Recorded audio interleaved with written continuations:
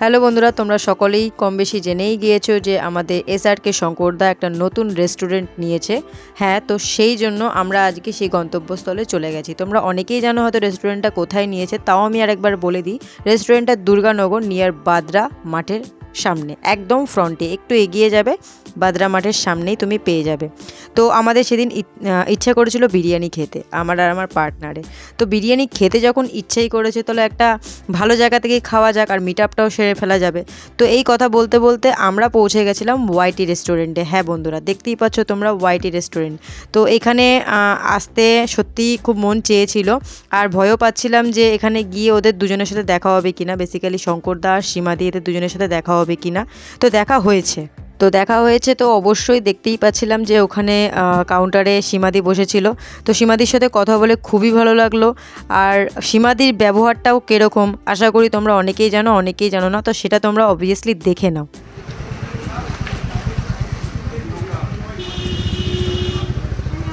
Hello, কেমন আছো? দাদা নেই?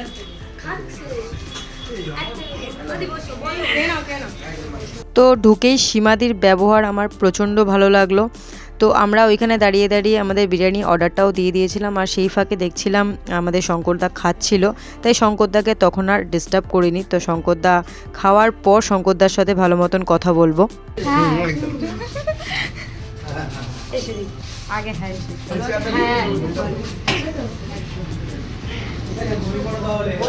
আসো, দাঁড়িয়ে যাও, ফটোটা তুলে নাও।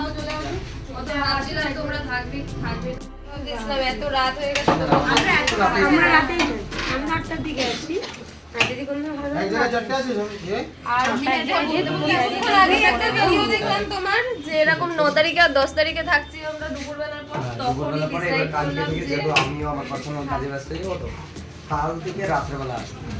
ভিডিও দেখার পরে ডিসাইড করলাম না আজকেই যাই, যদি আবার কালকে থেকে না আসে স্যালাড একটার মধ্যে দিয়ে দিচ্ছি, শুধু দুটো আলাদা করে দিচ্ছি। আমরা এটাই ভাবতে আসছিলাম যে থাকবে তো তোমরা।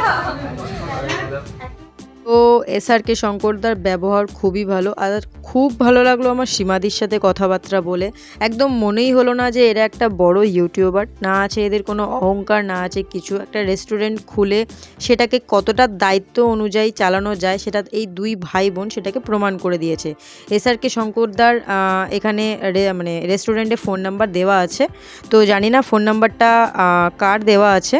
তো সেখানে তোমরা কল করে অবভিয়াসলি যেতেই পারো, একবার ভিজিট করে বিরিয়ানিটা খেতেই পারো। নো ডাউট বিরিয়ানিটা খুবই ভালো।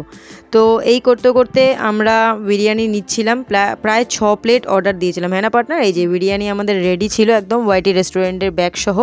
তো বিরিয়ানিটা হাতে নেওয়ার পর একটু সবাইকে দেখাচ্ছিলাম, নিজেকে দেখিয়ে ঢং করছিলাম। তো তারপর দেখো কি বলছে শঙ্করদা। সারাদিন কাজে দিনে তো টাইম পাইনি, এখন একটু ফাঁকা ছিল বলে তাই খেতে বসলাম। একদম।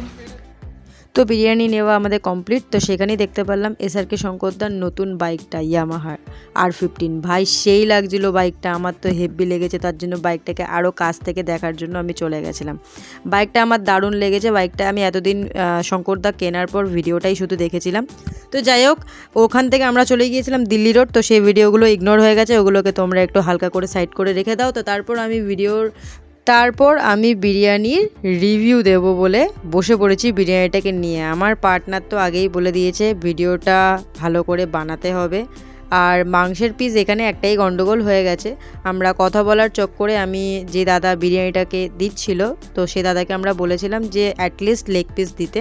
তো ওই দাদাও মনে হয় ভুলে গেছিলো কথায় কথায়। তো বিরিয়ানির লেগ পিসটা আমার একটু বেশি মারাত্মক লাগে, তো এখানে আমি একটু সলিড পেয়েছিলাম। ও নো প্রবলেম, কোনো অসুবিধা নেই। কিন্তু বিরিয়ানিটা ছিল খুব সুন্দর, এক ঘর ছিল। 100 টাকার বিরিয়ানি ছিল এটা, 140 টাকারও আছে, 100 টাকারও আছে। তো আমরা 100 টাকার বিরিয়ানিটাই নিয়েছিলাম ফার্স্ট টাইম টেস্ট করার জন্য। তো না, দেখলাম অমাইক ভালোই খেতে, আমার বেশ ভালোই লেগেছে। তো ভিডিওটা ভালো লাগলে সবাই লাইক, শেয়ার অ্যান্ড কমেন্ট করো, আর আমাদের সবসময় পাশে থেকো। টাটা।